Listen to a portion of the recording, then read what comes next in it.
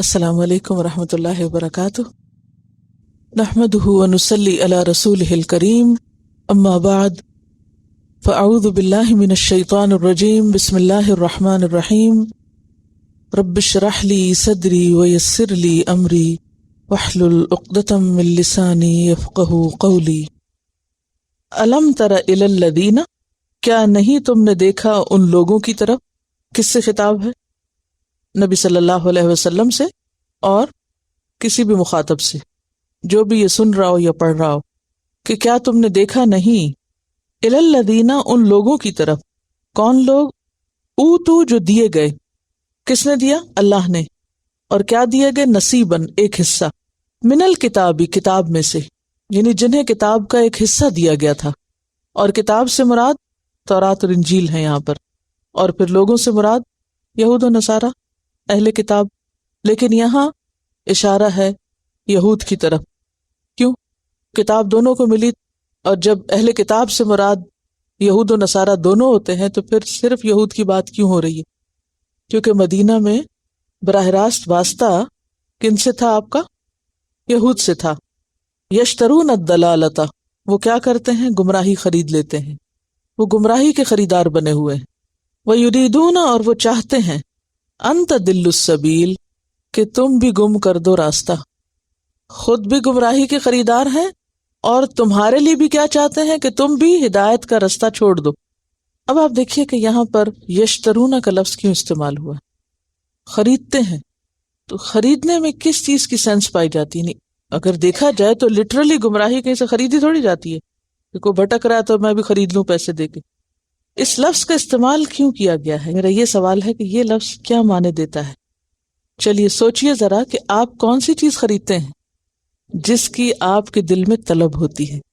یعنی مراد اس سے یہ کہ یہ گمراہی کے طلبگار ہیں، یعنی جس چیز کو آپ پسند کرتے ہیں اسی کو خریدتے ہیں نا، یا جس کے آپ طلبگار ہوتے ہیں۔ تو قرآن کا ایک ایک لفظ جو ہے نا یہ غور کے قابل ہے، اور اس کے اندر گہرے معنی پائے جاتے ہیں۔ یہ گمراہی کے خریدار بنے ہوئے ہیں، یعنی گمراہی کے کیا ہیں؟ طلبگار ہیں، اور پھر اس کے لیے سب کچھ قربان کرنے کو بھی تیار ہیں، کیونکہ جب آپ کوئی سودا کرتے ہیں تو آپ کو تو کچھ خرچ کرنا پڑتا ہے، مال دینا پڑتا ہے۔ اور ویسے بھی شراء میں کیا کانسیپٹ پایا جاتا ہے؟ ایک چیز کے بدلے دوسری لینا۔ تو کیا دے کے کیا لیتے ہیں؟ کس چیز سے خریدتے ہیں؟ خریدنے کے لیے کچھ پیسہ یا کچھ چیز بھی دینی پڑتی ہے نا، ہدایت کے بدلے۔ کہاں پڑھ چکے ہیں یہ بات پیچھے؟ سورۃ البقرہ میں۔ کیا؟ اولئک الذین اشتروا الضلالۃ بالہدی، ان لوگوں نے ہدایت دے کر گمراہی خریدی ہے، ٹھیک ہے۔ فما ربحت تجارتہم، اس عمل کو تجارت بتایا گیا۔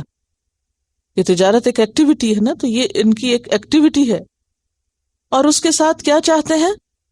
کہ تم بھی رستہ کھو دو، تم بھی رستے کو گم کر دو۔ کون سا رستہ؟ اسلام کا راستہ، اللہ کی طرف جانے والا راستہ، یعنی تم بھی بھٹکو۔ کہ کیوں ایسا چاہتے ہیں؟ کیونکہ وہ خود بھٹکے ہوئے ہیں، اس لیے وہ چاہتے ہیں کہ کوئی بھی ہدایت پر نہ ہو۔ پیچھے بھی آپ پڑھ چکے ہیں، جو بخل کرتے ہیں اور لوگوں کو بھی بخل کا حکم دیتے ہیں۔ وہ کیوں حکم دیتے ہیں؟ تاکہ ان کا اپنا بخل چھپا رہے۔ اور یہ جو مضمون ہے اہل کتاب کا، یہ چاہنا کہ مسلمان بھی بھٹکیں، یہ آپ نے سورۃ البقرہ میں بھی پڑھا، وَدَّ كَثِيرٌ مِّنْ أَهْلِ الْكِتَابِ لَوْ يَرُدُّونَكُمْ مِّن بَعْدِ إِيمَانِكُمْ كُفَّارًا حَسَدًا مِّنْ عِندِ أَنفُسِهِمْ۔ اس کے پیچھے ایک وجہ حسد بھی ہے۔ مِّن بَعْدِ مَا تَبَيَّنَ لَهُمُ الْحَقُّ، اس کے باوجود کہ ان پر حق واضح ہو چکا ہے۔ حق جاننے کے بعد وہ نہ خود حق قبول کرتے ہیں اور نہ یہ پسند کرتے ہیں کہ تم حق پر چلو۔ یہ سورۃ البقرہ آیت 109 تھی۔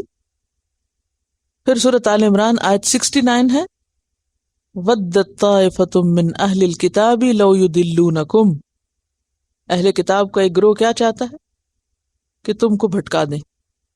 وَمَا يُضِلُّونَ إِلَّا أَنفُسَهُمْ، اور نہیں وہ بھٹکاتے مگر اپنے آپ کو، یعنی ان کی کوششیں انہی پر الٹتی ہیں۔ وَمَا يَشْعُرُونَ، اور وہ شعور بھی نہیں رکھتے۔ کہ وہ کسی کو جو بھٹکا رہے ہیں دراصل خود بھٹک رہے ہیں. ایک اور جگہ پر آتا ہے وَدُّوا لَوْ تَكْفُرُونَ كَمَا كَفَرُوا، وہ کیا چاہتے ہیں؟ تم بھی کفر کرو جیسے انہوں نے کفر کیا ہوا. بات یہ ہے کہ اللہ تعالیٰ نے جتنے بھی انبیاء بھیجے ہیں وہ اپنی اپنی قوم کے پاس ہدایت کا پیغام لے کر آئے ہیں، ان کی اصلاح کا پروگرام لے کر آئے ہیں. اور ہر نبی اور ہر الہامی کتاب کا مقصد کیا ہوتا ہے؟ لوگوں کی رہنمائی کرنا، لوگوں کو ہدایت دینا، لوگوں کو سیدھا رستہ دکھانا. لیکن جب کوئی قوم زوال کا شکار ہوتی ہے، کتاب الہی کو بھول جاتی ہے، تو وہ کیا کرتی ہے؟ پھر گمراہی کی خریدار بن جاتی. پھر جب وہ اس میں اور آگے بڑھتے ہیں تو پھر کیا ہوتا ہے؟ دوسروں کو بھی گمراہ کرنے لگتے ہیں. ایک ہوتا ہے خود گمراہ ہونا اور ایک ہوتا ہے دوسروں کو گمراہ کرنا. کون سا زیادہ شدید ہے؟ دوسروں کو گمراہ کرنا، یعنی خود بھی بھٹکتے ہیں اور دوسروں کو بھی بھٹکاتے ہیں. تو یہ کس کی مشابہت ہے؟ آپ نے فرمایا تھا نا کہ جو کسی قوم کی مشابہت کرے گا وہ انہی میں سے ہوگا. جب ہم یہ حدیث پڑھتے ہیں نا کہ کسی قوم کی مشابہت، تو ہم سمجھتے ہیں شاید کوئی خاص قسم کا لباس پہننا یا خاص قسم کے بال بنانا، جبکہ اصل مشابہت اعمال کی مشابہت ہے، عقائد میں مشابہت اختیار کرنا یا عبادات میں کرنا. تو یہاں پر آپ دیکھیں کہ یہ ایسی اقوام کی مشابہت ہے. پھر اسی طرح آپ دیکھیے کہ یہاں پر یہ بات بھی پتہ چلتی ہے کہ ایسے لوگوں کے نظریات، افکار اور تعلیمات سے محتاط رہنے کی ضرورت ہے کہ جو اس بات کا دعویٰ کرتے ہیں کہ وہ کتاب کے عالم ہیں، لیکن حقیقت میں ان کا عمل کیا ہے؟ نہ خود کتاب پر عمل کر رہے ہیں اور نہ ہی دوسروں کو چاہتے ہیں کہ وہ عمل کریں. جیسا کہ آپ کو میں ہمیشہ بتاتی ہوں کہ ہر آیت کا ایک خاص کانٹیکسٹ ہوتا ہے. مدینہ میں آیت نازل ہوئی، خاص گروہ کے بارے میں نازل ہوئی، لیکن اس کے بعد جو شخص بھی یہ کرے، کوئی بھی ہو جو ایسا کرے، اس سے محتاط رہنے کی ضرورت ہے. کون سے عمل سے محتاط رہنے کی ضرورت ہے؟ کس عمل کے بارے میں کہا جا رہا ہے کہ ذرا دھیان سے بچ کے رہنا؟ کوئی علم والا جو یہ دعویٰ کرے کہ میں نے تو بہت قرآن پڑھا ہوا ہے، بہت تفسیریں پڑھی ہوئی ہیں، یعنی کہ بہت سے ایسے لوگ جو انٹلیکچوئلزم کے نام پر کیا کرتے ہیں؟ لوگوں کو بھٹکاتے ہیں. بعض ایسی کتابیں بھی اسلام کے نام پہ لکھی جاتی ہیں، بعض ایسے ادارے بھی، ایسی یونیورسٹیز، ایسے اسکالرز، ایسے پروگرام پائے جاتے ہیں کہ جن کا اصل مقصد لوگوں کو ہدایت دینا نہیں ہوتا بلکہ ہدایت سے الٹا بھٹکا دینا ہوتا ہے. بعض ویب سائٹس ایسی ہیں کہ جن کا نام اسلام رکھا ہوا ہے یا اسلام کے نام سے منسوب ہے، لیکن اصل مقصد کیا ہے؟ اسلام سے بھٹکانا. یہ آپ دیکھیے کہ کتنی گہری بات یہاں کی جا رہی ہے. کیا تم دیکھتے ہو ان لوگوں کو؟ دیکھو کا کیا مطلب ہے؟ کیا مطلب ہے کیا دیکھا تم نے؟ جب آپ کسی کو کہتے ہیں تم نے فلاں چیز دیکھی ہے، کیا وہ کہنا مقصود ہوتا ہے؟ تم جانتے ہو، تمہارے علم میں ہے؟ Do you know that? کیا تم نے دیکھا ہے ان لوگوں کو جن کے پاس کتاب کا علم ہے؟ اب افسوس یہ کہ اگرچہ یہ کسی اور گروہ کے بارے میں کہا جائے، لیکن سو کالڈ مسلمانوں کے اندر بھی ایسے لوگ موجود ہیں کہ جن کے پاس کتاب کا علم بھی ہے، اور پھر اس کے باوجود وہ عمل کرتے کہیں دکھائی نہیں دیتے. بعض اوقات حیرت ہوتی ہے نا کہ ایک شخص اتنا قرآن پڑھا ہوا اور اس کے عمل میں کچھ بھی نظر نہیں آ رہا، اسلام کی کوئی خوشبو ہی نہیں ہے کہیں. ایسے لوگ بھی آپ کو دکھائی دیں گے. پھر انسان پریشانی کا شکار ہوتا ہے کہ کس کی بات سچ مانے، کس کی نہیں مانے. تو وہ تو اللہ تعالیٰ آپ کو صاف بتا رہے ہیں کہ بعض لوگ ایسے ہیں جن کے پاس کتاب کا ایک حصہ ہے. اب یہاں یہ یاد رکھیے، کتاب کا ایک حصہ نصیباً ہے، پورا علم نہیں ہے. اس میں کیا ہے؟ یا تو پھر صرف الفاظ کا علم ہے، جیسے رٹ لیا قرآن. کئی حافظ قرآن ایسے ہوتے ہیں تو پورا قرآن رٹے ہوئے ہوتے ہیں، تراویح بھی پڑھا لیتے ہیں، لیکن عمل بالکل الٹ، ہر چیز قرآن کے خلاف. تو ایسے کیا کہیں گے کہ ایک حصہ کتاب کا ہے ان کے پاس، یعنی کتاب یاد ہے ان کو، مگر یہ نہیں پتا کہ کتاب کہتی کیا ہے. نماز تک کے معنی نہیں آتے، سمجھ ہی کچھ نہیں. ہم مسلمانوں کے اندر ایسے لوگ موجود ہیں اصل چیز یہ نہیں ہے کہ کسی کے پیچھے انسان آنکھیں بند کر کے اس لیے چل پڑے کہ وہ بہت بڑا اسکالر، ناموں پہ نہیں جانا، تو پھر کہاں سے پتہ کرے؟ سب سے بڑا کرائیٹیریا یہ کہ جو کوئی شخص کسی چیز کے لیے کہہ رہا ہے وہ خود کر بھی رہا ہے. اسلام کو ایک مینٹل ایکسرسائز یا ایک انٹلیکچوئل ایکٹیویٹی بنا لیا ہے، اور بس لمبی لمبی بحثیں کرنا اور بڑی بڑی باتیں کرنا اور بڑے بڑے فلسفے جھاڑنا اور بڑی خوبصورت گفتگو کرنا، لیکن نماز کا وقت آئے تو اٹھ کے نماز تک نہ پڑھنا. کیا سمجھ میں آ رہا ہے کچھ؟ تو یہ ایک بہت تکلیف دہ چیز ہے، اور ہم سب کو اس سے پناہ مانگنی چاہیے کہ کہیں ایسا نہ ہو کہ کتاب پڑھ کے ہم ایسے لوگ بنے. تو اللہ تعالیٰ اس پر کیا فرما رہے؟ الم تر الی الذین اوتوا نصیبا من الکتاب یشترون الضلالہ. یشترون کو آپ صرف خرید و فروخت نہیں بلکہ وہ طلب اور وہ جو بھاگ دوڑ ہے اس کی طرف جائیں کہ وہ خریدتے ہیں گمراہی. وَيُرِيدُونَ أَن تَضِلُّوا السَّبِيلَ، اور ایسی باتیں کرتے ہیں کہ تم کو بھی بھٹکا دیں. وہ چاہتے ہیں کہ تم بھی بھٹک جاؤ. بعض لوگ ایسے تھے کہ جو پڑھے لکھے بھی ہوتے ہیں، خود عمل نہیں ہوتا، اور اگر کوئی عمل کرنے والا عمل کرنا چاہے تو عموماً کیا کہتے ہیں؟ آخر ہم نے بھی پڑھا ہے، ہم تو یہ سب نہیں کرتے، تم یہ سب کیوں کر رہے ہو؟ یہ سب کچھ کرنے کے لیے تھوڑی ہے، اور یہ صرف پڑھنے کے لیے، یہ تو صرف جاننے کے لیے. بعض لوگ اسلامیات میں بھی پی ایچ ڈیز ہوں گے لیکن عمل بالکل الٹ. اب نقصان یہ ہوتا ہے کہ جو شخص دین پڑھا ہوا نہیں اس کو تو آپ یہ کہہ کے معاف کر دیتے ہیں بیچارہ لا علم ہے، لیکن جو شخص بہت پڑھا لکھا ہو پھر اگر وہ کوئی عمل نہیں کرتا تو دوسرے کیا کہتے ہیں؟ آخر اس نے بھی تو پڑھا ہوا ہے نا، وہ بھی تو نہیں کر رہا. یہی بھٹکانے کا ذریعہ بن جاتا ہے پھر. ٹھیک ہے، یہاں ایک خاص فتنے کی طرف اشارہ ہے جو دین کے نام پر لوگوں کو بھٹکانے کا ذریعہ بنتا ہے.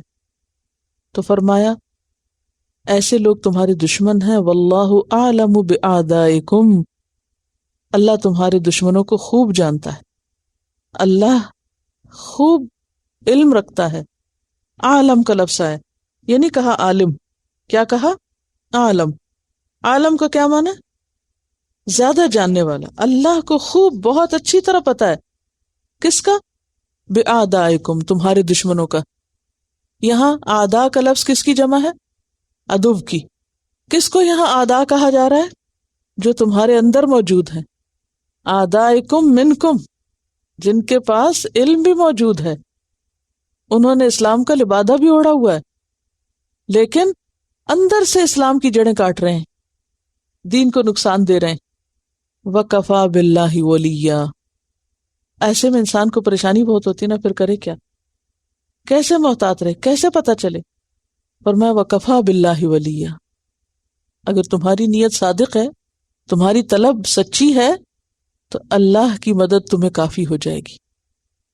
جب کبھی ایسی کوئی صورتحال پیش آئے تو انسان کا عمل کیا ہونا چاہیے؟ بہت سے لوگ کیا کرتے ہیں؟ ایسے لوگوں کے خلاف اٹھ کے تقریریں شروع کر دیتے ہیں. وہ فلاں کو دیکھو، وہ بڑا اسکالر بنا پھرتا ہے اور یہ کہتا ہے اور وہ یوں بھٹکاتا ہے، وہ بھٹکاتا ہے. اس کی بجائے ہونا کیا چاہیے؟ انسان اللہ سے دعا کرے کہ یا رب تو مجھے حق کا رستہ دکھا، تو مجھے بھٹکنے سے بچا. وَكَفَى بِاللَّهِ وَلِيًّا. اب آپ خود سوچیے ذرا، آپ دیکھیے نا آیات کا سیکوینس کہ دشمن موجود ہیں، بھٹکانے والے موجود ہیں، نہ خود کچھ کرتے ہیں نہ کرنے دیتے ہیں. اب ایسے میں تم کس کو مددگار سمجھو؟ اپنے رب کو. وَكَفَى بِاللَّهِ نَصِيرًا، اور کافی ہے اللہ مددگار. نصیر بمعنی ناصر، دفاع کرنے والا. یعنی بعض اوقات ہم خود بھی نہیں جانتے ہوتے کہ ہمارا دوست کون ہے اور دشمن کون ہے، اور بعض لوگ دوستی کے روپ میں کیا کرتے ہیں؟ دشمنی. کیسے؟ دوسروں کے راز لینے کے لیے لوگ اوپر اوپر سے دوست بن جاتے ہیں اور ان کی چھپی باتیں معلوم کرتے ہیں. یہاں آپ دیکھیے کتنا پیار آتا ہے نا اللہ تعالیٰ پہ. اللہ تعالیٰ فرماتے ہیں اللہ تمہارے دشمنوں کو سب سے زیادہ جانتا ہے کہ کون کون تمہارا دشمن.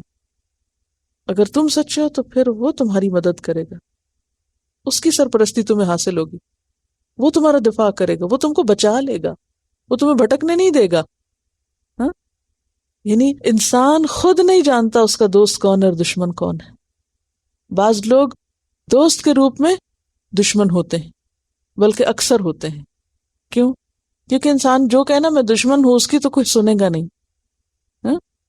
لیکن جو کہتا ہے میں تمہارا دوست ہوں، خیر خواہ ہوں، وہ زہر بھی کھلا دے تو کھانے کو تیار ہو جاتا ہے انسان. تو بدترین دشمنی کون سی ہے؟ جو دوستی کے روپ میں ہو. اور اگر جنرل عام سینس میں دیکھا جائے تو بعض اوقات دوست دشمن کیسے ہوتے ہیں؟ دوستوں میں دشمن تلاش کیجئے، مشکل کام ہے نا. یعنی جن لوگوں کے ساتھ ہمارے بہت اچھے ریلیشن شپ ہوتے ہیں، بعض اوقات وہ ہم پر انفلوئنس کر رہے ہوتے ہیں، برا انفلوئنس رکھتے ہیں. ان کی کمپنی میں، ان کے انفلوئنس میں آ کر ہم کیا کرتے ہیں؟ جو اچھا کام کرے تو وہ بھی چھوڑ دیتے ہیں، وہ بھی چھوڑ کے بیٹھ جاتے ہیں. کوئی ضروری نہیں، وہ میری دوست بھی تو نہیں کرتی. حدیث میں آتا ہے نا، انسان اپنے دوست کے دین پر ہوتا ہے. تو یہ دیکھو کہ کس کو دوست بنایا ہوا ہے، کیونکہ لا محالہ تم اس سے متاثر ہوگے.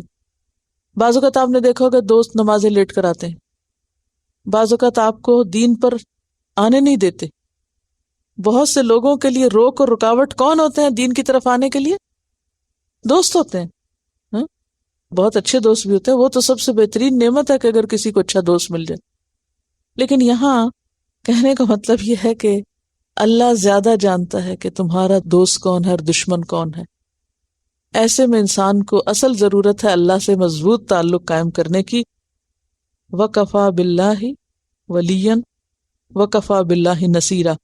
اب آپ دیکھیے اس آیت میں بھی اور اس کے علاوہ اس قسم کے اور مقامات پر بھی عموماً جب ہم باہر خطرہ دیکھتے ہیں تو مقابلہ کیسے کرتے ہیں؟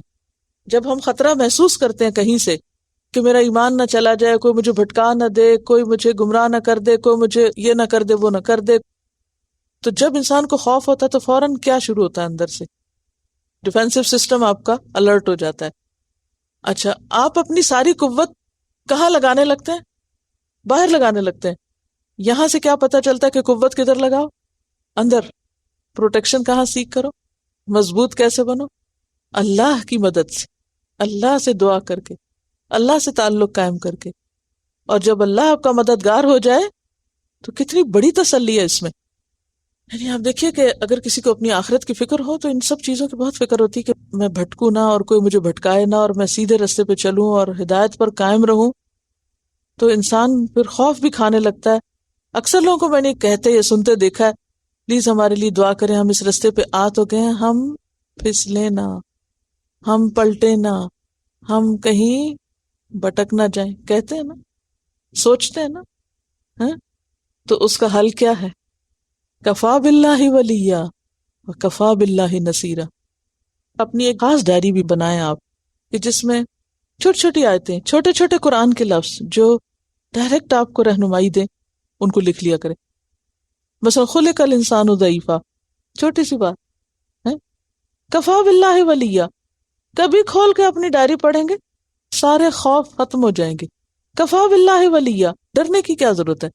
کفا باللہ نصیرا، اللہ مدد کے لیے کافی ہے.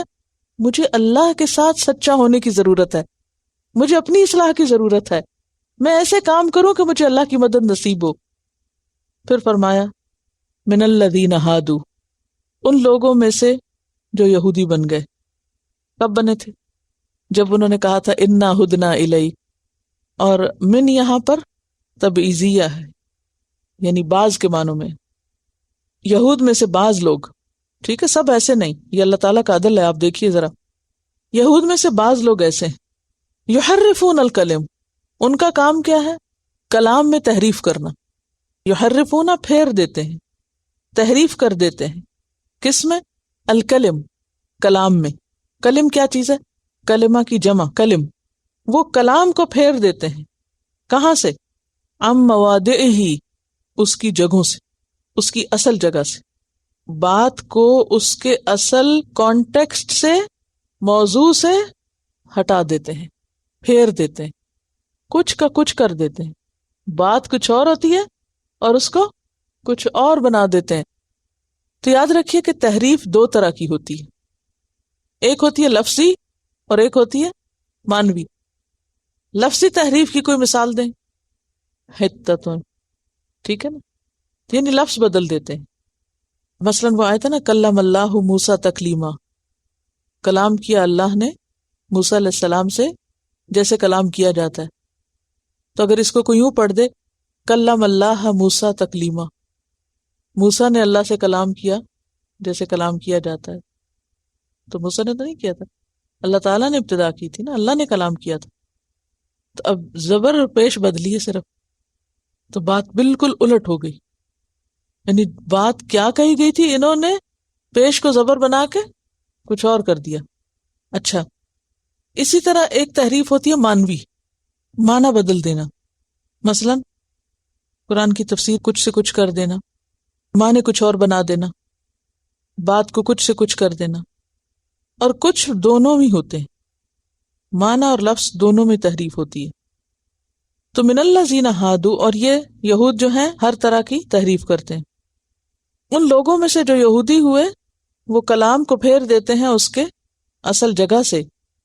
وَيَقُولُونَ، اور وہ کہتے ہیں. کہاں کہتے ہیں، کیسے کہتے ہیں؟ لوگوں سے بھی کہتے ہیں، دل میں بھی کہتے ہیں، منہ پہ بھی کہتے ہیں. کیا؟ سمعنا وعصینا، ہم نے سنا اور ہم نہ مانیں گے. اور کیا کہتے ہیں؟ واسمع، سنو. کس کو کہتے ہیں؟ نبی صلی اللہ علیہ وسلم. جیسے ہم کہتے ہیں نا لسن، غیر مسمعن، نہ سنوائے جاؤ، بد دعا ہے. نعوذ باللہ کیا کہتے تھے؟ خدا تم کو بہرا کرے، تمہیں نہ سنوائے. غیر مسمعن، نہ سنوائے جاؤ، بہرے ہو جاؤ، کبھی نہ سنو. اونچا کہتے تھے اسمع، اور دل میں کہتے تھے غیر مسمعن. ورائنا، اور رائنا کہتے ہیں. کیسے کہتے تھے؟ رائنا یا معنی کے اعتبار سے. یہ سب کیسے کرتے تھے؟ لیم بألسنتہم، زبان موڑ کے. لین کا لفظ لویہ سے، لام واو یہ سے، سر یا زبان کو موڑنا، خم دینا. زبان موڑ کے، خم دے کے، دبا کے ایسی باتیں بولتے ہیں. وطعناً فی الدین، اور دین میں عیب ڈھونڈنے کے لیے، دین کے اندر تانے دینے کے لیے. دین میں تان کیسے ہوگی؟ کیونکہ نبی صلی اللہ علیہ وسلم پر اگر کوئی تان کرتا ہے تو وہ دراصل کس پہ کرتا ہے؟ دین پہ کرتا ہے، کیونکہ آپ دین لانے والے ہیں. ٹھیک ہے نا؟ تو تان ان کا کیا مطلب ہوتا ہے؟ عیب لگانا. دین پر عیب لگانے کے لیے، دین پر تان کے لیے. ولو انہم، اور اگر وہ قالو کہتے، سمعنا، سنا ہم نے، واطعنا، اور اطاعت کی ہم نے، واسمع، اور سنو، فانظرنا، اور نظر کرو ہماری طرف، رائنا کی بجائے، لکان خیر لہم، البتہ ان کے لیے بہتر ہوتا، یعنی آخرت میں. واقوم، اور زیادہ درست ہوتا، یعنی دنیا میں. ولیکن، لیکن، لعنہم اللہ، لعنت کی ان پر اللہ نے، بکفرہم، ان کے کفر کی وجہ سے. یہاں کفر کس کو کہا جا رہا ہے؟ یحرفون الکلم کو اور لیم بألسنتہم کو. فلا یؤمنون، تو نہ وہ ایمان لائیں گے، الا قلیلا، مگر بہت تھوڑا، یعنی ایمانا قلیلا. اور دوسرا معنی کیا کیا گیا ہے کہ ان میں سے بہت تھوڑے ایمان لائیں گے. لیکن یہاں زیادہ بہتر کیا ہے کہ بہت کم ایمان لائیں گے، ایمان کے نہیں دیں گے مگر بہت تھوڑا. تو بہت تھوڑا ایمان کا مطلب یہ کہ مطلوب ایمان نہیں، لہذا وہ نہ ماننے والوں میں شامل ہو گئے، کیونکہ جب تک ایک سرٹن لیول نہ ہو ایمان کا، وہ ایکسیپٹیبل نہیں. اب آپ دیکھیے کہ اگر کوئی شخص ایسی حرکت کرے کہ الفاظ کو یا الفاظ کے معنی کو پھیر کے کہیں سے کہیں لے جائے اور ایسی ایسی تعویلیں کرے اللہ کی کتاب میں، تو آپ دیکھیے کہ بعض لوگ قرآن یا دین کی باتوں کو اس طرح موڑ توڑ کے بیان کرتے ہیں کہ وہ بالکل آؤٹ آف کانٹیکسٹ ہو جاتی. مثال پیچھے جو آیت گزر چکی ہے، یا ایھا الذین آمنوا لا تقربوا الصلاۃ، اگر یہاں کوئی فل سٹاپ لگا دے اور کہے کہ میں آپ کو بتاتا ہوں قرآن میں لکھا ہوا ہے نماز نہ پڑھو، پڑھو تو کیا قریب بھی نہ پٹکو اس کو. اب وہ کیا کر رہا ہے؟ آؤٹ آف کانٹیکسٹ بات کر رہا ہے، آدھی بات کی اس نے، پوری نہیں کی.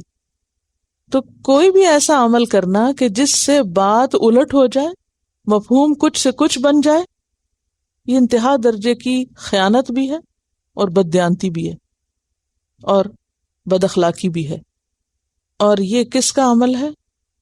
یہود کا، اور جو مسلمانوں میں سے ایسا کرے وہ کس کی مشابہت کر رہا ہے؟ یہود کی مشابہت کر رہا ہے. ہاں؟ تو کلام اللہ کی ایسی تعویل کرنا، ایسی تفسیر کرنا، اصل میں تفسیر وہ ہوتی ہے جو دلیل کے ساتھ ہو. یعنی قرآن کی وضاحت اگر آپ دلیل کے ساتھ کریں، جیسے میں نے کہا کہ تیمم کرو، ہاتھ، تو ہاتھ کی دلیل کیا ہے؟ وہ چور والی آیت. تو یہ کیا ہے؟ اس کو تفسیر کہتے ہیں. ہاں؟ لیکن تعویل کیا ہے؟ کہ جس کے اوپر کوئی دلیل نہ ہو، محض آپ کے خیالات ہوں اپنے، یا اپنی کوئی سوچیں ہوں، اپنی خواہشات ہوں، اور ان کو آپ الفاظ میں رد و بدل کر کے کچھ سے کچھ معنی بنا دیں، یا آپ جہاں چاہیں روک دیں، لا تقربوا الصلاۃ پہ روک دیں، اور چاہیں تو پھر آگے پورا پڑھیں. ٹھیک ہے. ایک اور یہاں بڑی اہم بات پتہ چلتی ہے کہ یہ کس کا قول ہے؟ سمعنا و عصینا. یہ کیا قول ہے؟ سمعنا و عصینا. ہمیں پتہ ہے پر کرنا کوئی نہیں ہم نے. یہ بہت خطرناک بات ہے. کتنی ہی باتیں ہمیں پتہ ہیں لیکن ہم زبان سے نہیں بھی کہتے تو دل میں کیا سوچتے ہیں؟ بہت مشکل، ہم نے نہیں کرنا، ہم نے کرنا ہی نہیں. بعض اوقات کسی کہتے ہیں نماز پڑھو تو وہ کیا کہتے ہیں؟ پتہ ہے ہمیں، سن لیا، کہتے ہیں نا سن لیا، اور عمل سے کر کے نہیں دیتے. تو کیا کہا پھر انہوں نے؟ عصینا، سمعنا، ہم نے سن لیا، ہمیں پتہ چل گیا، پتہ ہے ہمیں، پہلے ہی پتہ ہے. وہ عصینا، ہم نے ماننا کوئی نہیں. یہ انتہائی خطرناک چیز ہے. ہم کسی اور کے بارے میں نہیں، اپنے بارے میں سوچیں کہ کہیں ہمارا رویہ تو ایسا نہیں کہ ہم کہیں سنا ہوا ہے، سن لیا ہم نے، تو دیکھا جائے گا. آج کے دور میں کون عمل کرتا ہے؟ یہ ہو ہی نہیں سکتا، یہ پاسبل نہیں، یہ نہیں کر سکتے، یہ بہت مشکل ہے. تو ہمیں کیا کہنا ہے؟ دیکھیے ایک بات یاد رکھیے، اللہ نے جو کچھ نازل کیا نا وہ سب وہ ہے جو ہو سکتا ہے. اللہ نے بندوں کے اوپر ایسی کوئی چیز نہیں اتاری کہ جو وہ کر نہ سکیں. اور پھر اسی دنیا میں ایسے لوگ موجود ہوتے ہیں جو کیا کرتے ہیں؟ کرتے بھی ہیں، کرتے بھی ہیں. جب کوئی کرنا چاہتا ہے تو اس کے لیے سب سے پہلے کیا چیز ہوتی ہے؟ پہلا سٹیپ نیت اور پکا ارادہ کہ کر کے چھوڑوں گی. آپ دیکھیں کئی لوگ غلط کاموں پہ اتنے پکے ارادے کرتے ہیں، وہ کہتے ہیں میں ثابت کروں گی. ہاں؟ کیسے کیسے دعوے کرتے ہیں، فلاں کو بسنے نہیں دوں گی، فلاں کو یہ کر دوں گی، فلاں کو وہ کر دوں گی. حالانکہ بظاہر وہ چیزیں ناممکن بھی نظر آتی ہیں، لیکن وہ ایسے پکے ارادے کرتے ہیں کہ وہ کر جاتے ہیں. غلط سے غلط کام لوگ کر جاتے ہیں. تو اگر غلط سے غلط کام کیا جا سکتا ہے تو اسی طرح اچھا سے اچھا کام بھی کیا جا سکتا ہے. تو یہ جو کہنا ہے سمعنا و عصینا، چاہے منہ سے بول کے، اسی لیے میں نے آپ سے کہلوایا تھا یقولون کیسے کہتے ہیں، تو اس میں کبھی زبان سے بول کے کہتے ہیں، کبھی دل میں کہتے ہیں، کبھی دوستوں کی محفل میں کہتے ہیں، کبھی کسی کو غصے میں آ کے کہتے ہیں سمعنا و عصینا، سن لیا، ہم نے کوئی نہیں ماننا، ہم سے نہیں ہوتا. کبھی عمل سے. اور یہ جو ہے وسمع غیر مسمعن، یہ جو کلمہ ہے وسمع، سنو، یہ نخوت جس کو کہتے ہیں نا، بڑی رونت کا کلمہ ہے، تکبر کا کلمہ ہے. کیسے؟ لسن، سنو. یہ بڑا چھوٹے کو کہتا ہے، چھوٹا بڑے کو نہیں کہتا. آپ اپنے والد کو نہیں کہہ سکتے. تو اس سے کیا پتہ چلتا ہے کہ ان کے دلوں کے اندر ایسا تکبر تھا کہ یہ، آپ کو ویسے ہی معلوم ہے کہ امیوں کو، امی کون تھے؟ عرب کے لوگ. ان کو کیا سمجھتے تھے؟ جاہل لوگ ہیں، ان پڑھ لوگ ہیں، کوئی اہمیت نہیں. جیسے آج کل بھی کچھ لوگ بہت پڑھ لکھ جائیں تو وہ جو کم پڑھے لکھے ہوتے ہیں ان کو کیا سمجھتے؟ حقیر سمجھتے، کہتے ہیں ان کو کچھ پتہ نہیں. اچھا، تو ان کے یہ رویے کیوں تھے ایسے آپ صلی اللہ علیہ وسلم کے ساتھ اور آپ کے ساتھیوں کے ساتھ؟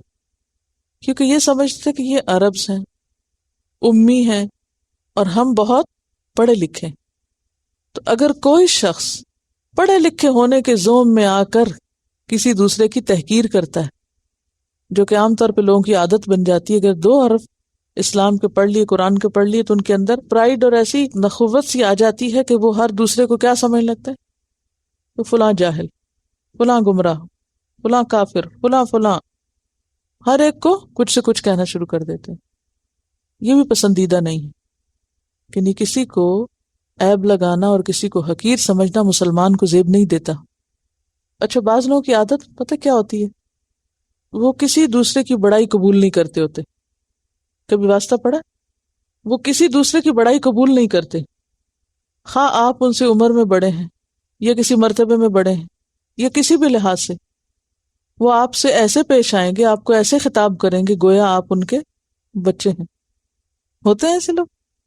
ایکچولی یہ باتیں میں کیوں اس طرح کی کرتی ہوں، مجھے معلوم ہے میں تفسیر سے ذرا دور چلی جاتی ہوں، لیکن اصل میں یہ چیزیں ہمارے جو اخلاق ہیں ان کی خرابی کا باعث ہیں. کسی کو اوے کہہ کے پکارنا، کسی کو آوازیں دینا، یا کسی کو لیٹ ڈاؤن کرنا، یا کسی کو گرانا یا لیگ پولنگ کرنا، یا اس کی عزت رسوا کرنا سامنے یا پیچھے، یہ مسلمان کو زیب نہیں. یہ مشابہت ہے کسی اور قوم سے جس کو قرآن کھول کے رکھ رہا ہے. اور پھر دین میں تانا، تانن فی الدین. دین میں تانے کیا ہوتے ہیں؟ یا تو کسی شخص کو نمازی کے تانے دینا، یا پھر دین میں عیب نکالنا. دین میں عیب نکالنا، مثلا حجاب کے اوپر یا کسی بھی چیز پر دین کے کسی حکم کا مذاق اڑانا یا عیب لگانا، یا یہ کہنا ایسے ہی کہتے ہیں دین میں ہر مسئلے کا حل ہے. کوئی ہر مسئلے کا حل نہیں. تو کسی بھی قسم کا دین میں تانا جو ہے یہ ناپسندیدہ ہے. اور آپ دیکھیے کہ اختتام کس بات سے ہو رہا ہے نا، وَلَٰكِن لَعَنَهُمُ اللَّهُ بِكُفْرِهِمْ. یہ سب باتیں کفر کی باتیں. نبی صلی اللہ علیہ وسلم کا مذاق اڑانا اور یہ کہنا میں نے سن لیا، میں نے کوئی نہیں ماننا. یہ نہیں ماننا کیا ہے؟ کلمہ کفر ہے. کیونکہ کفر کئی قسم کا ہوتا ہے نا، قولی اور فعلی.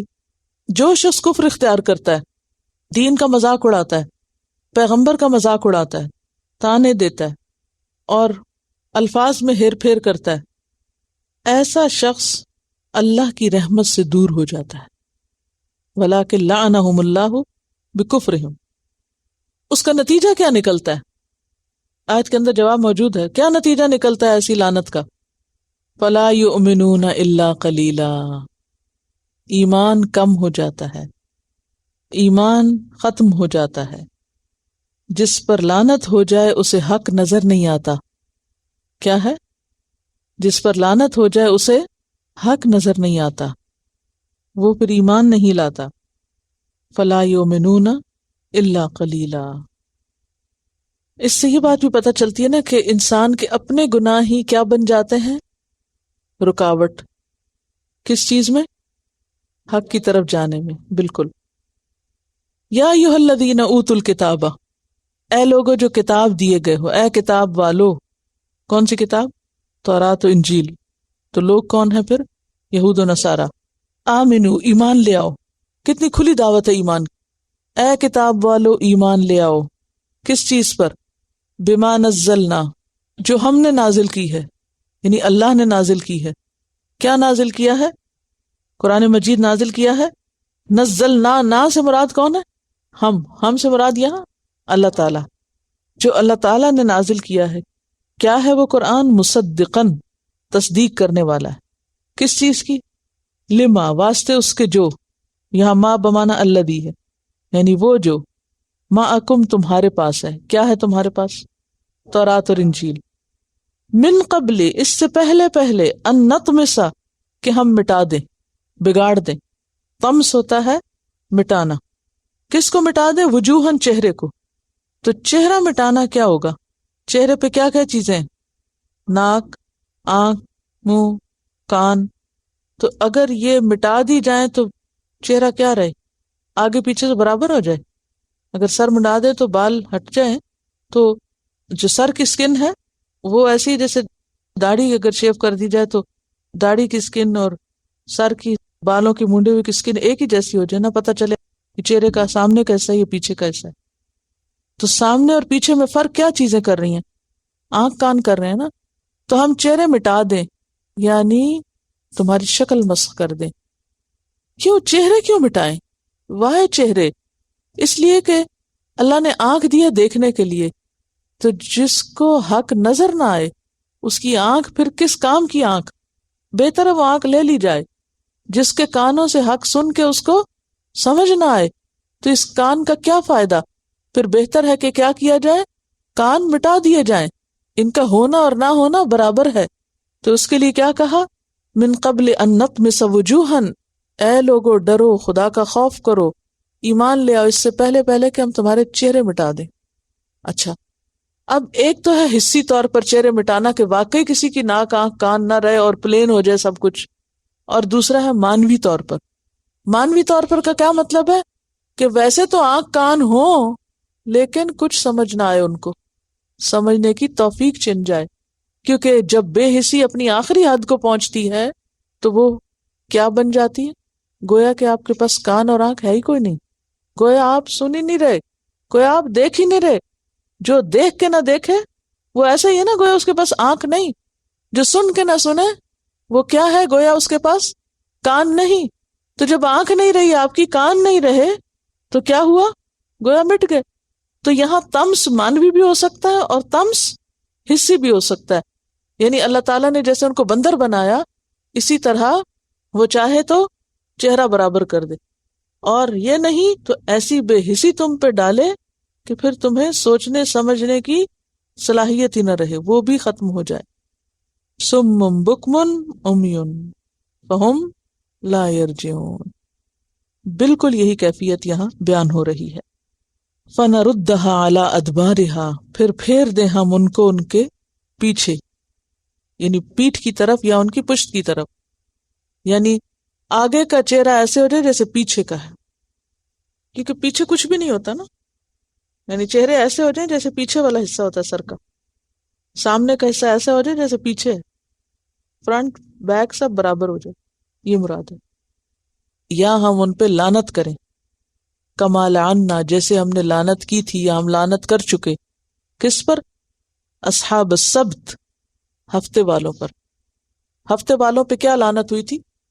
بندر بنا دیے گئے تھے. کونوا قردۃ خاسئین وکان امر اللہ مفعولا. اور اللہ کے لیے کام کچھ مشکل نہیں کہ واقعی فزیکلی کسی کے چہرے کو ایسا کر دے، اور ہے حکم اللہ کا، ہو چکا، مفعول، جو کام کیا جا چکا، یعنی اللہ کا یہ فیصلہ پورا ہو کے رہے گا. اب علماء نے اس میں غور و غوص کیا کہ کیا یہ حکم پورا ہو چکا ہے یا ہوگا. بعض یہ کہتے ہیں کہ مانوی طور پر تو ہو چکا ہے، لیکن حصی طور پر اللہ کی دھمکی باقی ہے قیامت کے دن تک، کہ ایسا ہو سکتا ہے کہ لٹرلی فزیکلی بھی، جس طرح پہلے مسخ ہوا نا، کیونکہ اللہ تعالیٰ فرماتے جیسے ہم نے اصحاب سبت کے ساتھ کیا تھا، ان کے چہرے بدلے تھے. کیسے؟ ان کے چہرے کیسے بدلے تھے؟ جیسے ان کے چہرے بندر کی شکل میں بدل گئے تھے، ایسے ہی ان کے چہرے مٹا کے رکھ دیے جائیں گے. یعنی فزیکلی ایسا ہوگا، یعنی دھمکی ہے. اور اللہ نے فیصلہ کر لیا، اللہ فیصلہ کر چکا. کان امر اللہ مفعولا. اگر تو مانوی اعتبار سے ہے تو مطلب یہ کہ وہ دیکھیں گے بھی تو کچھ حق نہیں پہچانیں گے، سنیں گے بھی تو کچھ نہیں سمجھیں گے. انتہا درجے کی بے حسی کی طرف اشارہ ہے کہ ان سے سوچنے سمجھنے کی، حق کو قبول کرنے کی صلاحیت پوری طرح چھن جائے گی. کبھی آپ کے ذہن میں بھی سوال اٹھتا ہوگا نا کہ کیا چیز ہے اتنی کھلی کھلی نشانیوں کے ہوتے ہوئے لوگوں کو نظر کچھ نہیں آتا، اندھے بہرے بن گئے. جب انسان اللہ کے ساتھ سچا نہیں ہوتا تو اللہ تعالیٰ اس کے اندر توفیق ہدایت چھین لیتا ہے، اور اس کو یہاں طمس سے تشبیہ دی جا رہی. ہو سکتا ہے کہ قیامت سے پہلے کسی وقت پریکٹیکلی یہ ہو بھی، دوبارہ اسی طرح ہو جائے جیسے سبت والوں کے ساتھ ہوا تھا.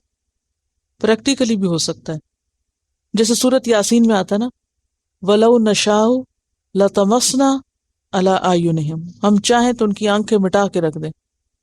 یعنی اتنی سخت دھمکی ہے یہ، اتنی سخت دھمکی کہ لوگوں ہوش میں آؤ، ایمان لے آؤ، مان جاؤ کہ جو پیغمبر کو دیا یہ سچ ہے، ورنہ تمہاری خیر نہیں، تمہارے چہرے بگاڑ کے رکھ دیے جائیں گے.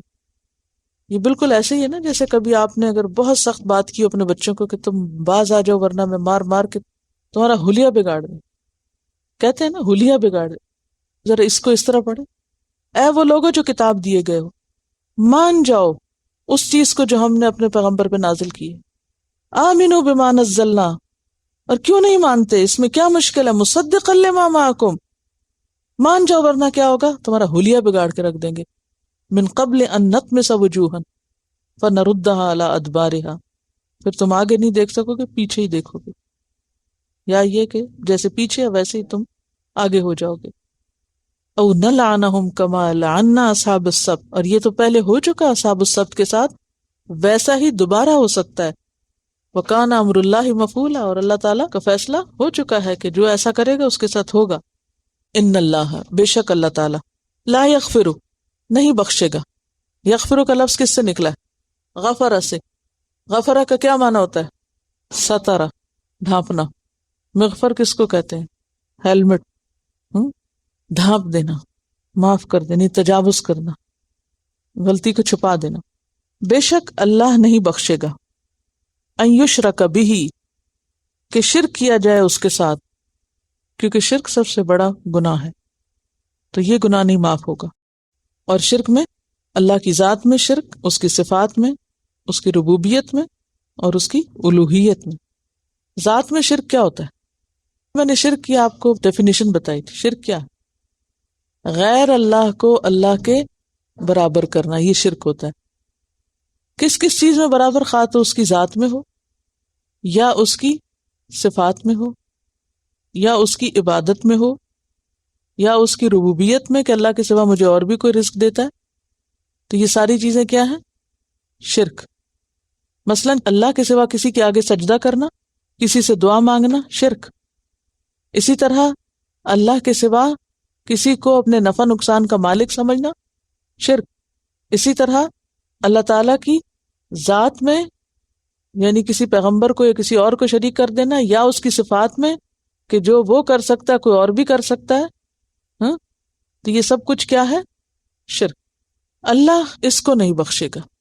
وَيَغْفِرُ مَا دُونَ ذَلِكَ، اور اس کے سوا بخش دے گا۔ ما دونہ کا کیا مطلب ہوتا ہے؟ اس کے علاوہ عام طور پر، لیکن دونا کا ترجمہ عربی میں ایک اور بھی کیا جاتا ہے، اس سے کم۔ اگر ہم کہنا اس کے سوا تو پھر تو کفر بھی ہے، نفاق بھی ہے نا کہ نہیں؟ آپ کو میری بات سمجھ آئی؟ ما دونا کے دو معنی، ما سوا اور کم، ٹھیک ہے؟ اگر ہم اس کا معنی یہ کریں اس کے علاوہ، جو کہ عام محاورتاً لفظی ترجمے بھی ہم یہی کرتے ہیں، اس کے علاوہ، اور وہ مفہوم ذہن میں سمجھ لیتے ہیں، تو اس کے علاوہ میں شرک کے علاوہ اور کیا کیا ہے دنیا میں؟ کفر، نفاق۔ اس کا مطلب یہ ہے کہ پھر کفر معاف کر دے گا، منافقت معاف کر دے گا، یہ نہیں ہے اس کا معنی۔ تو ما دونا کا معنی اس سے کم، یعنی شرک، کفر، نفاق سے کم درجے کی جو چیزیں ہیں ان کو معاف کر دے گا، لیکن وعدہ نہیں ہے۔ کہاں سے پتہ چلتا ہے کہ وعدہ نہیں؟ لمن یشاء، اس کی مرضی ہے۔ اور ایک بات آپ ہمیشہ کے لیے یاد رکھیں، جو کبھی نہ بھولیں، کہ جہاں اس کی مشیت کی بات ہوتی ہے وہاں حکمت کا لفظ نہ بھولیں۔ مشیت پلس حکمت، اس کی مشیت کے ساتھ حکمت ہے، یا اس کی مشیت کس پہ مبنی ہے؟ حکمت پہ۔ یعنی وہ نہیں چاہتا تو اس کی وجہ کیا ہے؟ وہ جانتا ہے کہ کیوں نہیں اس کو یہ چیز دی جائے، کیوں نہیں کسی کو کوئی چیز دی جائے۔ تو مشیت حکمت کے ساتھ ہے، اللہ تعالیٰ کے فیصلے اندھا دھند نہیں ہیں، ٹھیک ہے؟ وَيَغْفِرُ مَا دُونَ ذَلِكَ لِمَن يَشَاءُ، اس سے کم تر درجے کے جو گناہ ہیں وہ جس کے لیے چاہے معاف کر دے۔ کیسے؟ چاہے تو توبہ سے، چاہے سزا کے ساتھ، چاہے سزا کے بغیر، چاہے شفاعت سے، اور چاہے ان الحسنات یذہبن السیئات، انسان کی نیکیوں سے اس کی برائیوں کو دھو دے۔ تو کیا سمجھ میں آیا کہ شرک جو ہے جب تک اس سے توبہ نہ کی جائے معاف نہیں ہو سکتا۔ باقی گناہ جو ہیں وہ معاف ہو سکتے ہیں۔ کیسے؟ چھوٹے چھوٹے گناہوں کو تو نیکیاں خود بخود دھوتی رہتی ہیں، بعض گناہ توبہ سے معاف ہوتے، بعض کا کفارہ ہوتا ہے، بعض سزا کے بعد معاف ہوں گے، اور بعض سزا کے بغیر بھی معاف ہو سکتے۔ اور یہ کس کے ساتھ کیا ہوگا نہیں پتا۔ مثلاً اگر میں نے کوئی غلطی کی ہے تو مجھے مطمئن ہو کے نہیں بیٹھ جانا چاہیے کہ اللہ معاف کرنے والا ہے، کیا فکر کی ضرورت ہے؟ عام طور پر ہم کیا کرتے ہیں؟ غلطی کر کے کیا کہتے ہیں؟ اللہ معاف کرے گا۔ کیا کہا؟ یغفر لمن یشاء۔ تو آپ کے پاس ہے کوئی گارنٹی پر آپ آرام سے بیٹھ جائیں؟ نہیں۔ تو پھر کیا کرنا چاہیے؟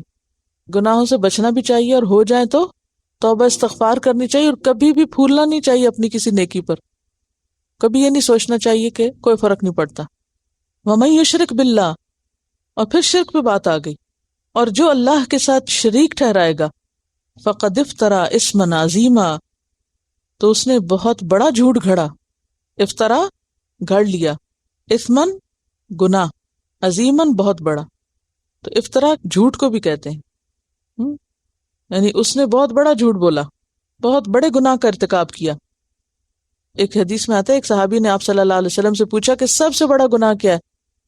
تو آپ صلی اللہ علیہ وسلم نے کیا فرمایا تھا؟ ان تجعل للہ ندا وہو خلقک، کہ تم اللہ کا کسی کو شریک بناؤ حالانکہ اللہ نے تم کو پیدا کیا. سورۃ النساء میں آتا ہے وَمَن یشرک باللہ فقد ضل ضلالا بعیدا، 116 آیت. سورۃ المائدہ آیت نمبر 72 میں آتا ہے انہ من یشرک باللہ، جس نے اللہ کے ساتھ کسی کو شریک ٹھہرایا، فقد حرم اللہ علیہ الجنۃ ومأواہ النار، تو اللہ نے اس کے لیے جنت کو حرام کر دیا اور اس کا ٹھکانہ آگ ہے. تو بخشش کی گارنٹی تو کسی کے پاس نہیں. اسی لیے ایمان کس چیز کا نام ہے؟ خوف اور امید کے بیچ کا. نہ تو مایوس ہو، مایوسی بھی کفر ہے، اور امید رکھنا کہ کچھ انسان نیکی کرے ہی نہ، بے فکر ہو جائے، یہ بھی غلط ہے. اور شرک کی دو بڑی قسمیں یہ بھی بیان کی جاتی ہیں، شرک اکبر اور شرک اصغر.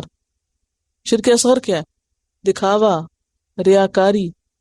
ہم اللہ کی ذات میں تو کسی کو شریک نہیں کرتے، مگر اللہ کا جو حق ہے اس میں شرک کرتے ہیں. کیسے کہ نیکی کا مقصد کیا ہونا چاہیے؟ اللہ راضی ہو. تو جب ہم اوروں کو خوش کرنے دوڑ پڑتے ہیں تو کیا کیا؟ الم تر الی الذین یزکون انفسہم، کیا تم نے دیکھا ان لوگوں کو جو اپنے آپ کو پاکیزہ قرار دیتے ہیں؟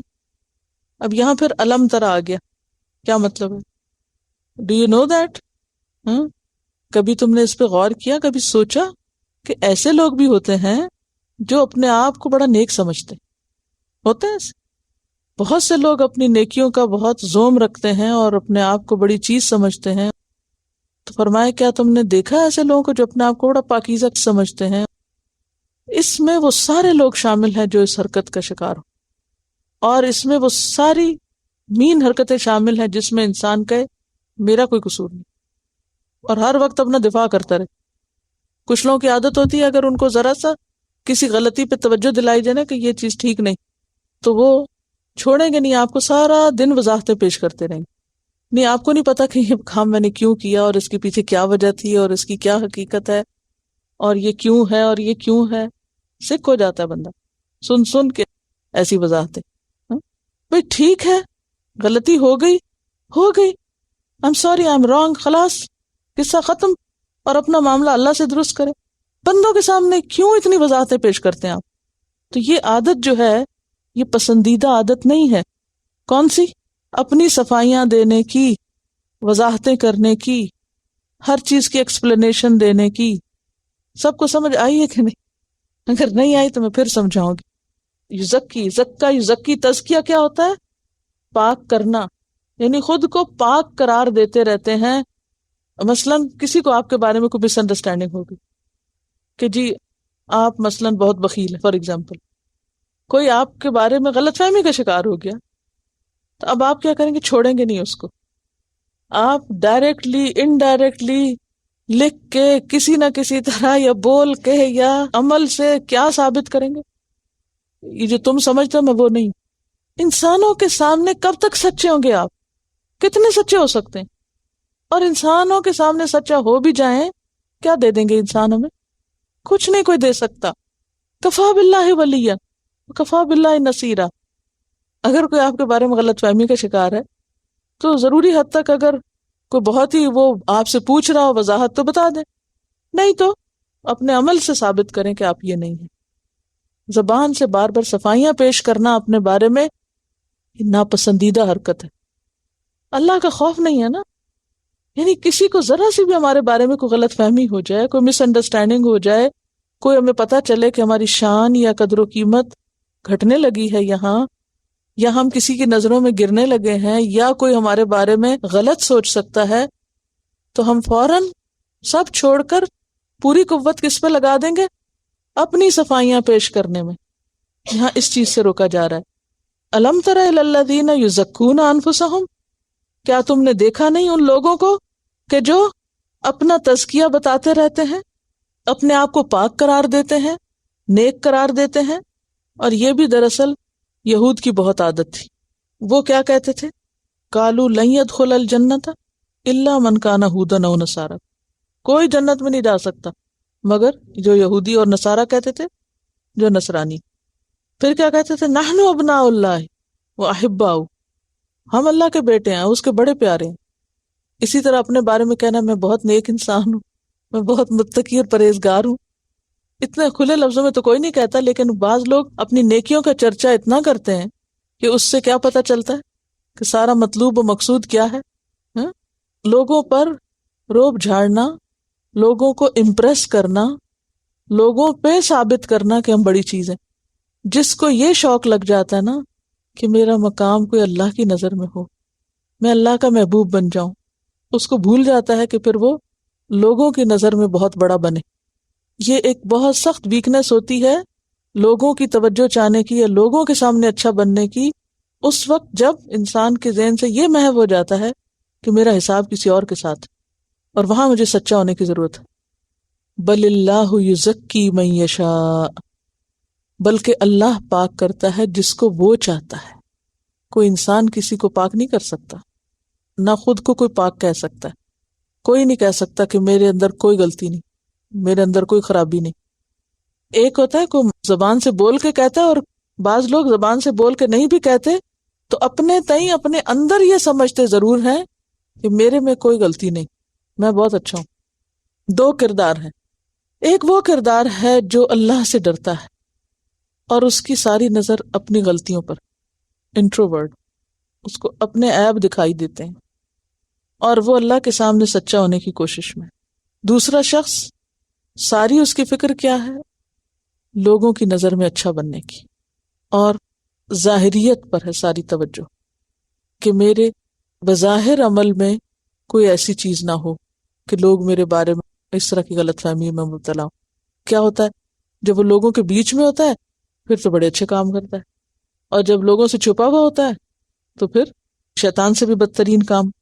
تو جو سچا انسان ہوتا ہے اس کی توجہ اور اس کی ساری محنت کس پر ہوتی ہے؟ اللہ کو راضی کرنے پر اور مزید اچھا بننے پر. وہ اپنی زندگی کا آدھا دن یا اپنی عمر کا آدھا حصہ اس میں نہیں گنواتا کہ ثابت ہی کرتا رہے کہ میں بہت نیک ہوں. وَلَا يُظْلَمُونَ فَتِيلًا، اور وہ دھاگے برابر بھی ظلم نہ کیے جائیں گے. فتیل کہتے ہیں کھجور کی گٹلی کے پیچھے ہلکے سے چھلکے کو جو چپکا ہوا ہوتا ہے، اور نقیر کہتے ہیں اس کے پیچھے چھوٹا سا سوراخ سا ہوتا ہے. آپ اگر کھجور کھائیں تو ذرا سا توجہ فرمائیں، یہ آپ کا ہوم ورک یہ کرنا ہے. کھجور کھانے کے بعد اس چھلکے کو دیکھنا ہے جو گٹلی کے پیچھے ہے، اور اس سوراخ کو بھی. اصل میں عربوں کی زندگی میں کھجور بہت اہم تھی، تو ان کو انہی کی روزمرہ زندگی سے مثالیں دی گئیں.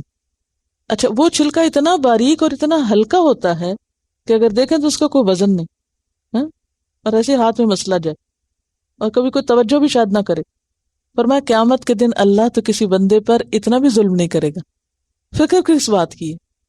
اگر تم نے نیکیاں کر رکھی اور واقعی تم بڑے نیک ہو، پارسا ہو، تو پھر تو تم کو سب مل جائے گا. بندوں سے کیوں اجر چاہتے ہو؟ نقیر، قطمیر بھی ہوتا ہے. نقیر اور فتیل یہ سب گٹلی سے متعلق چیزیں ہیں.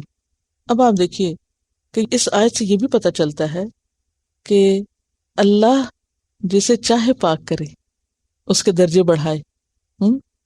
اور سب سے اہم بات یہ کہ انسان کو ایسے تمام اعمال، رویوں، گفتگو سے بچنے کی ضرورت ہے جس میں پاکیزگی نفس کے دعوے ہوں. اس میں آپ دیکھیے ایک چھوٹی سی مثال، یعنی گفتگو میں سے کس طرح یا رویوں میں سے کس طرح آپ صلی اللہ علیہ وسلم نے اصلاح کی.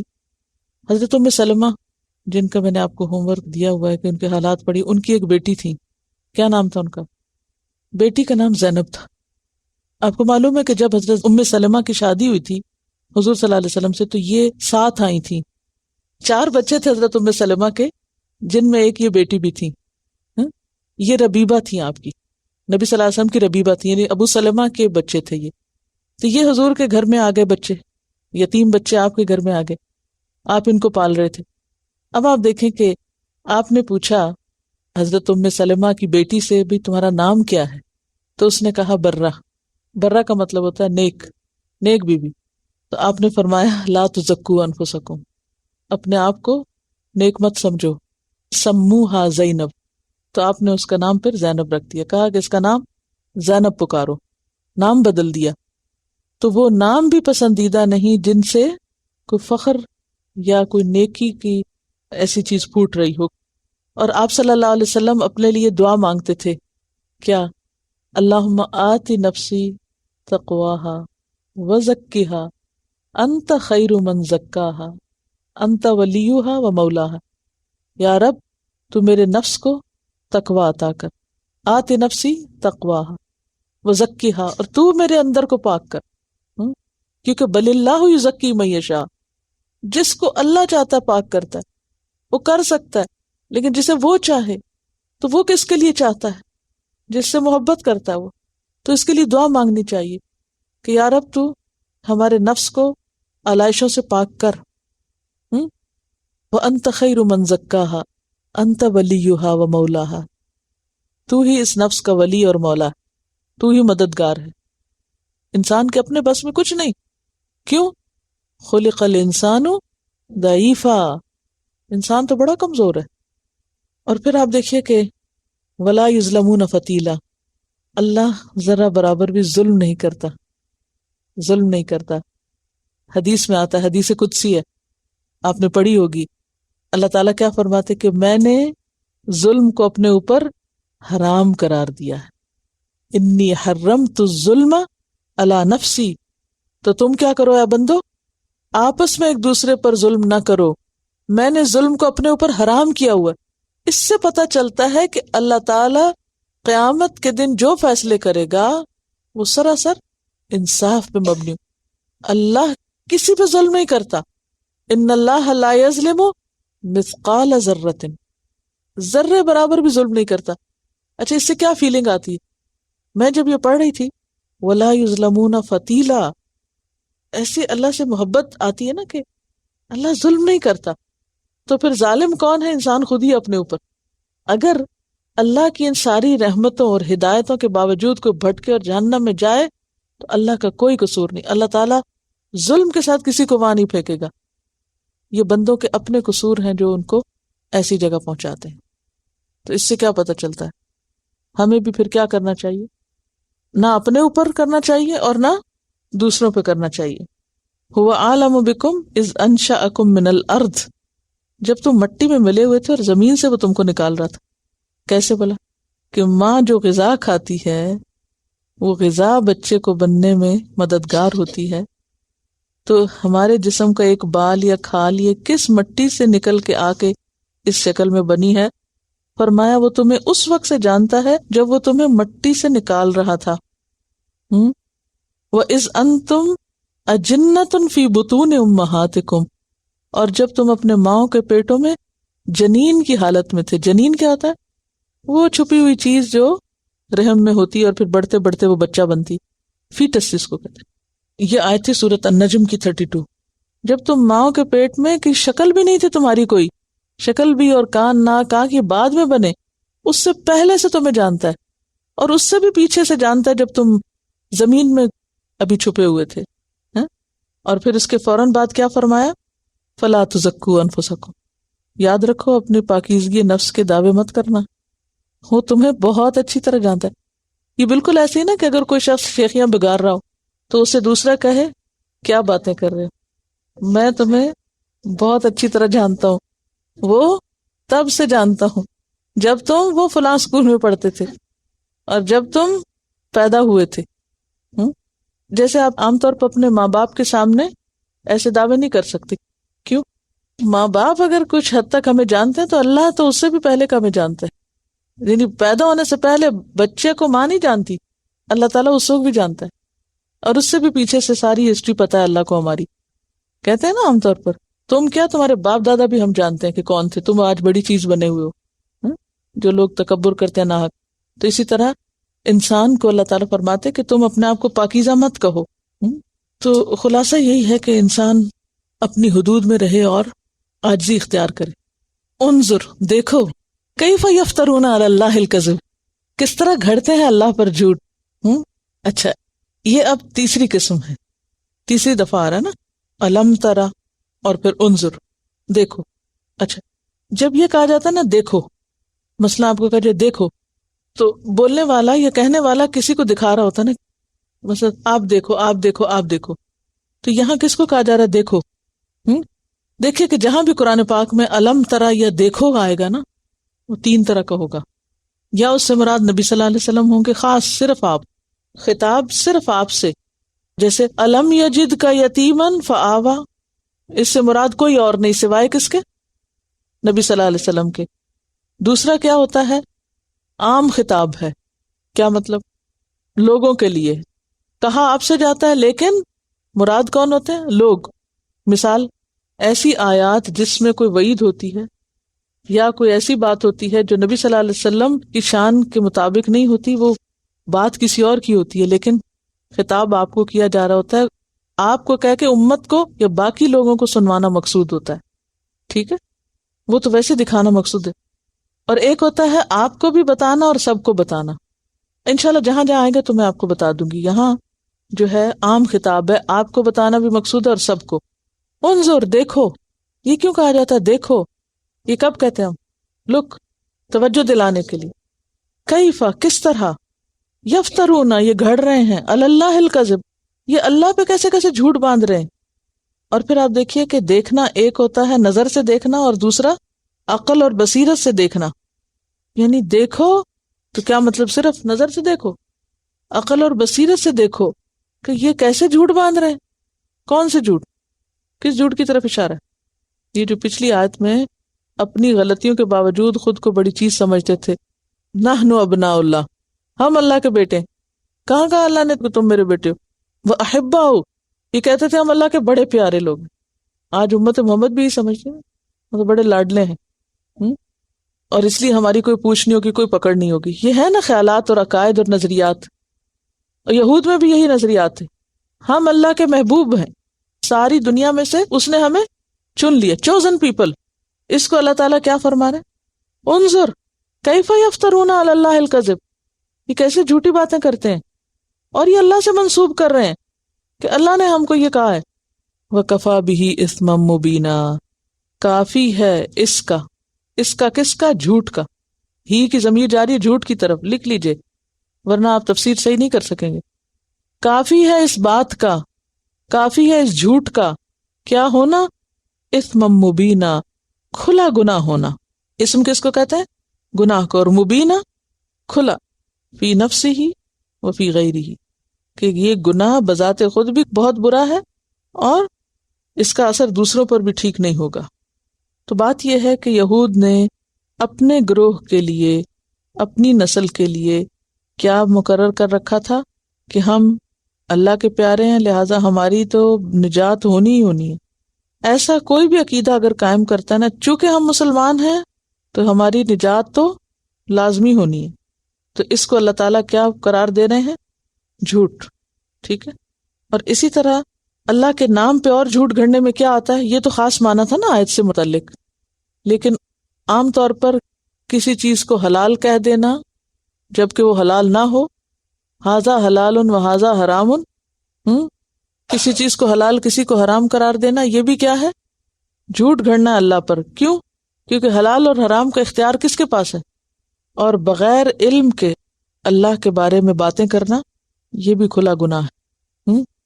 پھر اسی طرح کسی کو کافر کہہ دینا، کسی پہ کوئی فتویٰ لگا دینا، تو بغیر علم کے فتویٰ دینا کیا ہے؟ کھلا گناہ، جھوٹ.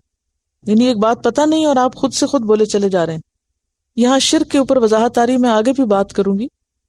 شرک کے اوپر ایک کیسٹ بھی موجود ہے، شرک کیا ہے. شرک کی وضاحت، یہ شرک کی تفصیل ہمیں معلوم ہونا بہت ضروری ہے. کیوں؟ اس لیے کہ شرک کا گناہ قابل معافی نہیں. باقی گناہ بڑے ہوں چھوٹے ہوں اللہ چاہے تو معاف کر سکتا ہے، اس میں معافی کی امید ہے، لیکن شرک میں نہیں. تو اس لیے چھوٹے سے چھوٹے عمل کو جو شرک میں آتا ہے اس کا پتہ ہونا بہت ضروری ہے. کہیں ایسا نہ ہو کہ انسان بھول میں شرک کر رہا ہو اور نہ توبہ کرے اور مر جائے اور مصیبت میں پڑ جائے.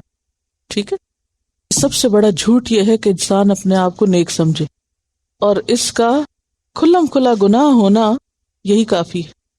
کتنی سخت بات ہے یہ، لیکن ہم اس کی شدت کو محسوس ہی نہیں کرتے، اور یہیں سے ساری خرابیاں شروع ہوتی ہیں جب ہم اپنے آپ کو بہت نیک سمجھ لیتے ہیں، بہت اچھا سمجھ لیتے ہیں، اصلاح کی گنجائش ختم ہو جاتی ہے نا پھر۔